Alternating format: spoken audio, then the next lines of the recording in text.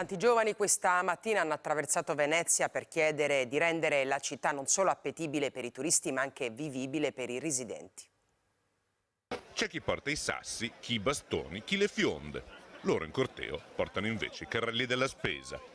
Un originale strumento di contestazione che però contiene un messaggio importante: salvare Venezia. È questo infatti il succo della manifestazione che stamattina ha visto sfilare per Calli e Campielli un gruppo di giovani autobattezzatisi Generazione 90 per dare visibilità alla protesta dei residenti, a loro dire schiacciati dai turisti che in laguna sono sempre in larga maggioranza. Riprenderci la nostra città, far capire che non siamo solo delle comparse, che la vogliamo vivere. Chiamata in dialetto "Occhio ai gambe che gol careo", ovvero attenzione alle gambe che ho il carrello, l'inconsueta manifestazione ha attraversato la città fino al mercato di Rialto. I turisti allibiti si sono dovuti scansare per lasciar passare il metallico corteo.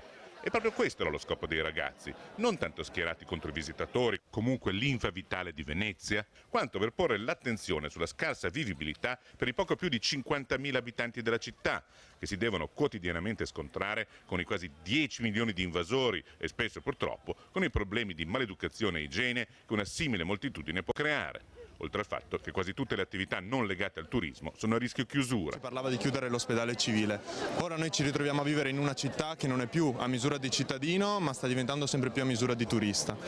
Il loro sogno sarebbe insomma quello di una Venezia normale, probabilmente irrealizzabile, ma forse questi ragazzi si accontenterebbero di un po' di paccottiglia in meno e qualche supermercato in più.